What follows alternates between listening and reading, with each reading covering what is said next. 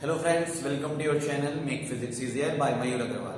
आज मैं आपके सामने प्रेजेंट करूंगा refraction of light from plane surfaces according to the concise book chapter number 4 related to ICSE. Okay, so first of all we have to study the definition of refraction. As we know very well, जैसा कि हम लोग class 8 में भी पढ़ चुके हैं, refraction of light is a phenomena in which when a light ray moves from one particular medium to the other medium of different optical density, then it bends from its path. Okay, so we know very well that light always travels in a straight path, but when it passes from one medium to the other which have very different density, दोनों media की density अलग अलग है अगर, then the light ray bend from its path and this bending will occur only at the surface, not everywhere. जहां पर surface होती है, only at that point the light will bend. So this bending of light is called as refraction of light. So after that you have three diagrams. When a light ray moving from rarer to denser, second diagram is for denser to rarer, and third diagram is for normal condition when any incident ray is at normal. So these all three diagrams you have to understand. Suppose we are talking about first rarer to denser. अगर हम बात कर रहे हैं rare to denser की, then light ray moves from rare to denser medium always bend towards the normal. इस condition में normal के पास आएगी। In the second diagram when the light ray is moving from denser to rare medium, then the light ray will give you the opposite result. It will bend away from the normal in this condition. In this condition, I will be smaller than R, and in this condition, I will be greater than R, and in this condition, I will be smaller than R. In the third condition, medium यहाँ पर कोई भी हो, चाहे denser to rarer आप consider कर लो या rarer से denser. If any light ray is moving normally, then it will move away straight. Light हमेशा straight जाएगी अगर वो normally आ रही है तो. So many of the students asked to me that in these two conditions speed of light changes. So first of all, speed of light का जो concept है वही cause of refraction बनता है। अगर क्वेश्चन आ जाता है what is the cause of refraction, then we can say that because speed has a particular light has a particular speed in different media. अलग अलग मीडिया में स्पीड ऑफ लाइट अलग अलग होती है। सपोज अगर हम बात करें एयर में, सो एयर में speed of light 3 into 10 to the power 8 होती है। ग्लास में अगर हम बात करते हैं तो 2 into 10 to the power 8 होती है। So each media has different speed of light. So when any light ray changes its media, then obviously its speed changes. तो उसी स्पीड में चेंजेस होने की वजह से लाइट के पाथ में बेंडिंग होती है। तो इस कंडीशन में भी yes obviously the speed of light will change. Speed of light तो चेंज होगी, बट लाइट अपने पाथ से रिफ्रैक्ट नहीं होगी, अपने पाथ से किसी भी तरह की बेंडिंग लाइट नहीं शो करेगी। So in this diagram we can say that when light ray is coming to the normally on any surface, either it is moving from rarer to denser or it is moving from denser to rarer, it never bends from its path, it moves straight away. तो ये तीन diagrams आपको सबसे पहले chapter में दिखेंगे। तीनों ही diagrams बहुत इंपॉर्टेंट है। After that cause of refraction, जैसा कि मैंने आपको बताया, change in speed of light. Each media has different speed. After that, the next topic is laws of refraction. What are the laws of refraction? There are basically two laws. The first law is incident ray, normal at the point of incidence, and refracted ray. All these three rays lie on the same plane. ये जो भी तीनों raise है, incident ray, normal ray at the point of incidence and refracted ray, all these three rays lie on the same plane. चाहे हम ये वाला diagram देख लें या ये डायग्राम देख लें। यहां पर आपको नॉर्मल नहीं दिख रहा होगा। नॉर्मल इसलिए यहां पे नहीं दिख रहा है क्योंकि नॉर्मल इस लाइन के साथ कोइंसाइड कर रहा है। Normal is the line which is making 90 degree angle with the surface of separation. ये सरफेस ऑफ सेपरेशन है, देखिए। तो सरफेस ऑफ सेपरेशन के साथ 90 डिग्री का जो एंगल बनाती है line, imaginary line, that will be called as normal. So this was the first law of refraction. Second law के लिए आपको थोड़ा सा और अपने आपको फोकस करना पड़ेगा, क्योंकि सेकेंड लॉ से ही हमारा एक नया कॉन्सेप्ट जिसे हम रिफ्रैक्टिव इंडेक्स कहते हैं वो बनता है। So if we want to understand the second law of refraction, so we have to first consider a diagram. Suppose this is a medium, suppose air, and this is a glass medium. So first you have taken an incident ray which is forming an angle I1. because air is a rarer medium and glass is a denser medium, so it bend towards the normal, and this angle will be called as R1. Suppose we have taken another incident ray which is a different angle of incidence, एक दूसरे angle of incidence से हमने दूसरी incident ray ली है, which is forming angle I2. Again it will bend towards the normal, and here the refraction angle is R2. So according to the second law, if we find sin I1 upon sin R1 and if we find sin I2 upon sin R2, they both are equal to each other, which means we can say that sin I upon sin R is equal to constant. Second law of refraction ये कहता है, for a given pair of media, the sine of angle of incidence and the sine of angle of refraction both has constant ratio. The ratio of sine of angle of incidence to the sine of angle of refraction for a given pair of media is always a constant, and that constant is known as refractive index of that medium. So A mu G. Basically, mu is the symbol for refractive index, and A and G, they are representing the media. A for air and G for glass. मैं आपको पहले ही बता देता हूं, refraction is a particular phenomena which depends on both the media, from where the light is coming and from which the light is going. Light किस medium से particularly आ रही है और किस मीडियम में आगे ट्रांसफर हो रही है, रिफ्रैक्ट हो रही है, दोनों मीडिया पर ये डिपेंड करता है. इसलिए हमें यहां पर सिंबल्स को भी लिखना जरूरी है. अगर मैं सिर्फ रिफ्रैक्टिव इंडेक्स का सिंबल म्यू लिखता हूं, so it does not show that कौन से मीडियम से कौन से मीडियम में रिफ्रैक्शन हो रहा है. तो हमेशा याद रखिएगा कि जिस मीडियम से लाइट रे इंसिडेंट होती है हम उसका सिंबल आगे रखते हैं, और जिस मीडियम में लाइट रिफ्रैक्ट होती है उसका सिंबल हम बाद में लिखते हैं, ए म्यू जी. और अगर यहीं पर ऐसा होता कि लाइट ग्लास से एयर में जा रही होती तब हम जी म्यू ए लिखते. So we have to remember this thing.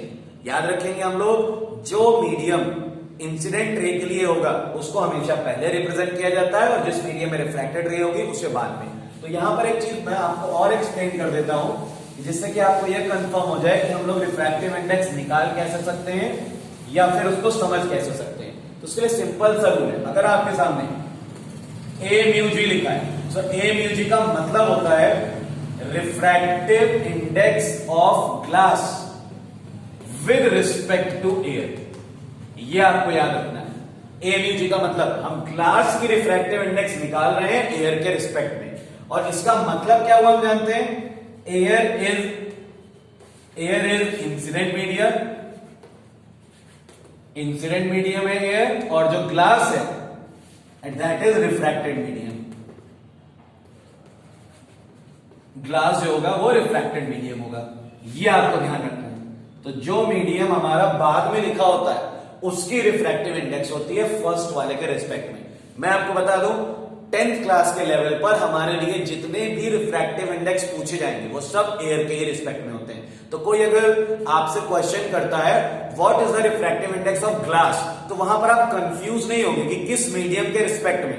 अपने आप समझ जाओगे कि वहां एयर के रिस्पेक्ट में बात हो रही है. हमारी बुक में टेबल्स वगैरह भी दी गई हैं, उन टेबल्स में भी यही प्रोविजन है, यही रूल लगेगा कि जितने भी मीडिया हैं उन सभी की रिफ्रैक्टिव इंडेक्सेस की वैल्यूज एयर के रिस्पेक्ट में दी गई हैं. तो अगर कोई रिस्पेक्ट आपको नहीं दिया है तो वहां ये अंडरस्टूड कर लेना है आपको कि एयर के रिस्पेक्ट में हमसे पूछा जा रहा है.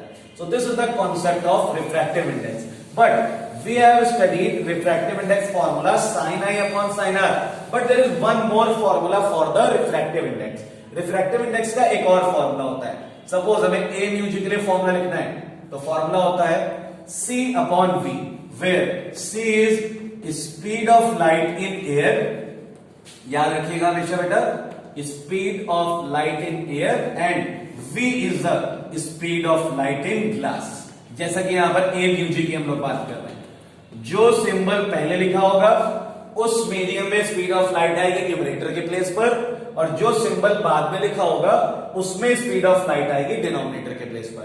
मान लीजिए हम ए म्यू जी के प्लेस पर 1 म्यू 2 लिख दें, 1 म्यू 2, जहां पर 1 is representing a medium 1 and 2 is representing medium 2. तो इसका फॉर्मूला स्पीड ऑफ लाइट के टर्म्स में क्या बनेगा, we can write it as speed of light in medium 1 divided by speed of light in medium 2. जो medium आगे लिखा रहेगा उसमें स्पीड ऑफ लाइट को न्यूमरेटर के प्लेस पे रखा जाएगा, और जो मीडियम बाद में लिखा होगा उसमें स्पीड ऑफ लाइट को बाद वाले के प्लेस पे रखा जाएगा। तो ये तरीका होता है, ये रिफ्रैक्टिव इंडेक्स का हमारे पास एक और फॉर्मूला है जिस पर आपको फोकस रहना है। And one more formula is related to wavelength. एक फॉर्मूला वेवलेंथ से रिलेटेड भी हम लोग पढ़ते हैं रिफ्रैक्टिव इंडेक्स का।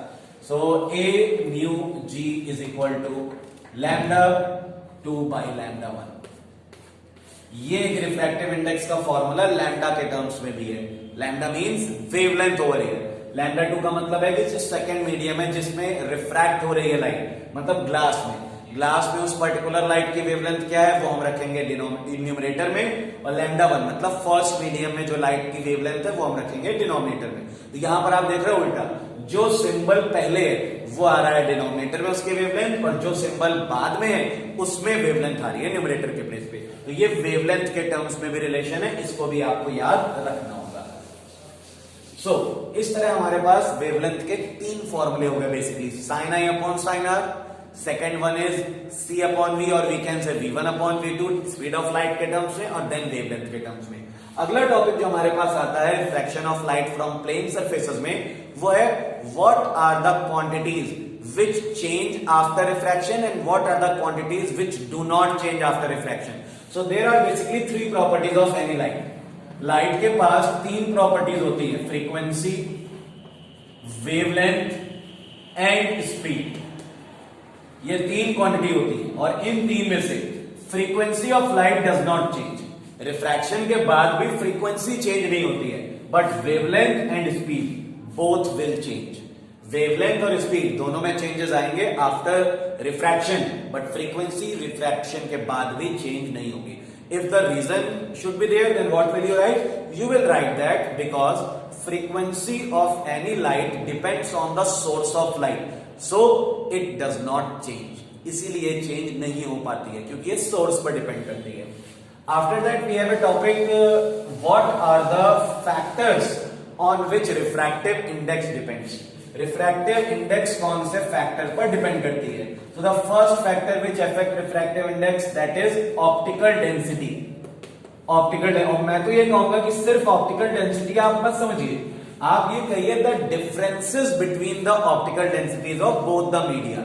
जो भी दोनों मीडिया हम ले रहे हैं उन दोनों की ऑप्टिकल डेंसिटीज में कितना डिफरेंस है, that will affect the refractive index. Second thing is temperature. Medium का जो टेम्परेचर होगा that will also affect the refractive index. And the third thing is wavelength और कलर। अगर हम लोग डिफरेंट कलर्स की लाइट लेकर यहाँ पे रिफ्रैक्शन कराते हैं तो उससे भी हमारे पास रिफ्रैक्टिव इंडेक्स में फर्क आता है। वेवलेंथ के साथ इनवर्सली प्रोपोर्शनल होता है, हमेशा ध्यान रखना है हमें। मतलब अगर हम कोई एक्सपेरिमेंट ब्लू लाइट के लिए करा रहे हैं और रेड लाइट के लिए करा रहे हैं, सारी अदर कंडीशंस को सेम रखते हुए, तो रेड लाइट के केस में रिफ्रैक्टिव इंडेक्स कम हो जाएगी क्योंकि रेड लाइट की वेवलेंथ ज्यादा होती है, ऑप्टिकल डेंसिटी के डायरेक्टली प्रोपोर्शनल, और टेम्परेचर के साथ भी डायरेक्टली रिलेटेड होता है। तो ये 3 फैक्टर्स जिन पर रिफ्रैक्टिव इंडेक्स डिपेंड करती है। उसके बाद हमारे पास एक टॉपिक आता है जो कि हमें पढ़ना है, principal of reversibility of light. मैं फिर से बता दूं बेटा, आपको चैप्टर की रीडिंग पूरी एक बार करनी ही करनी है। I am telling you those topics only which you have to study compulsory, जिसको आपको पढ़ना बहुत जरूरी है। इन टॉपिक्स को तो आप किसी भी तरह से छोड़ ही नहीं सकते हो। बाकी आप अगर एक बार पूरा चैप्टर रीड कर लेते हो तो वो बहुत अच्छा रहेगा आपके लिए। According to principle of reversibility of light, the light has a reverse in nature. Light का जो नेचर होता है वो रिवर्स होता है। तो बेसिकली हमारे लिए जरूरी है उसका मैथमेटिकल प्रूवमेंट। जो a म्यू जी है that is equal to 1 upon g mu है। This is the mathematical formula for the principle of reversibility. मतलब अगर लाइट एयर से ग्लास में जा रही है तो जिस नेचर की वो रिफ्रैक्शन को शो कर रही होगी उसी का वही ऑपोजिट नेचर शो करेगी ग्लास से एयर पे जाने पर। इसको मैं अगर डायग्राम वाइज बताऊं उसको तो मैं इस तरह से कह सकता हूं, मान लेते हैं ये एयर है और दूसरा मीडियम है ग्लास। लाइट रे यहां पर इंसिडेंट हुई और इस तरह रिफ्रैक्ट हुई। अगर हम यहां पर एक प्लेन मिरर लगा देते हैं जो कि इस लाइट के साथ 90 डिग्री पर है, तो लाइट रे अपना path as it is retrace कर जाएगी। जिस पाथ से लाइट रे आ रही थी सेम उसी पाथ पे लाइट रिफ्रैक्ट हो जाएगी। तो इस कंडीशन को हम लोग कहते हैं principle of reversibility of light. So इसके लिए भी आपका इसका स्टेटमेंट बहुत छोटा सा ही है कि लाइट अपना पाथ रिट्रेस कर देती है अगर इसको प्रॉपर कंडीशंस मिल जाए तो। After that the next topic is lateral displacement. बहुत आसान सा टॉपिक है lateral displacement. Again the diagram is very compulsory for this. Diagram बहुत जरूरी भी है।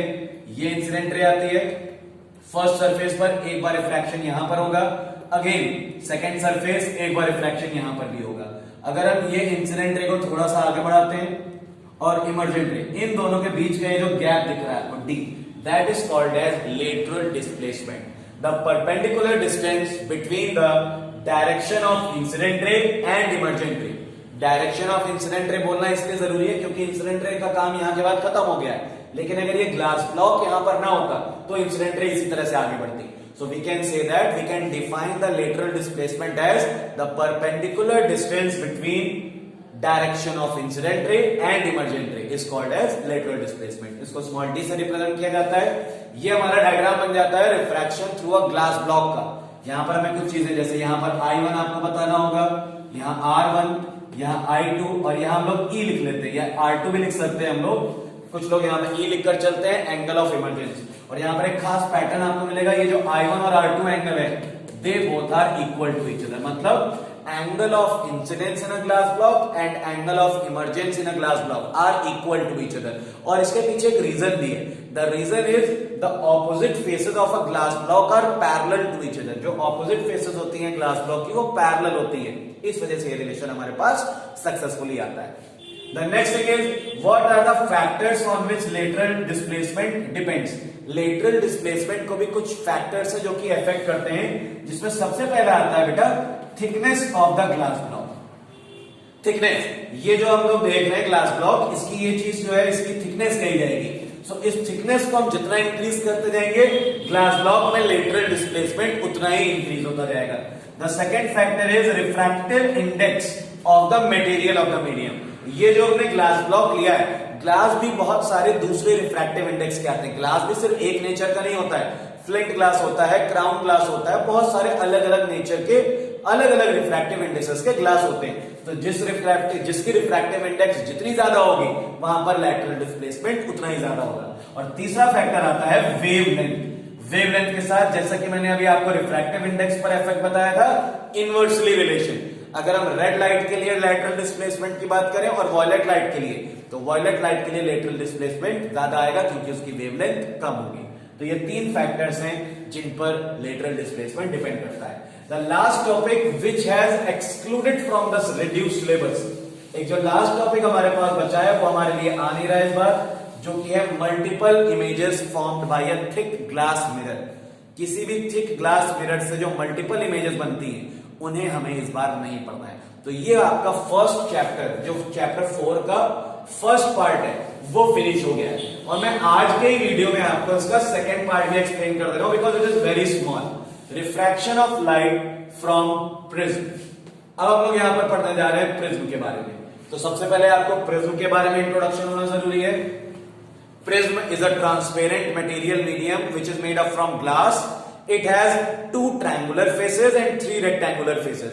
And the speciality of a prism is its 2 rectangular faces are inclined at some angle, which is called at angle of prism. जो prism की opposite faces होती हैं, rectangular faces होती हैं, वो किसी एंगल पर इंक्लाइंड रहती हैं, जुड़ी हुई रहती हैं, जिस वजह से उसे हम एंगल ऑफ प्रिज्म कहते हैं। जब हम प्रिज्म को नोटबुक पे बनाते हैं तो सिर्फ एक उसका क्रॉस सेक्शन दिखा देते हैं। ये प्रिज्म का एक डायग्राम शो करेगा। Actually prism is a 3D diagram, but अब अगर हम बात करते हैं उसको नोटबुक में बनाने की तो हम इस तरह से उसका एक क्रॉस सेक्शन बना देते हैं, which is the symbol for a prism ABC। तो इसका ये जो एंगल दिख रहा है, this is called as angle of prism. Again यहाँ पर रिफ्रैक्शन की बात करते हैं। First ray normal, refracted ray, again normal, then again refracted ray, और we can say emergent ray. So this P, Q, R and S. PQ is incident ray, QR is refracted ray and RS is emergent ray. यहां पर एक सबसे जरूरी चीज जो हमें पढ़नी है, that is angle of deviation. अभी आपको एंगल ऑफ डेविएशन कहीं नहीं दिख रहा है। इंसिडेंट रे को थोड़ा आगे आपको इंक्रीज करना पड़ेगा और इमर्जेंट रे को थोड़ा पीछे। ये जो एंगल बन रहा है बिटवीन में, that is called as angle of deviation. ये जो एंगल बना कहां पर, the directions of incident ray and the direction of emergent रे।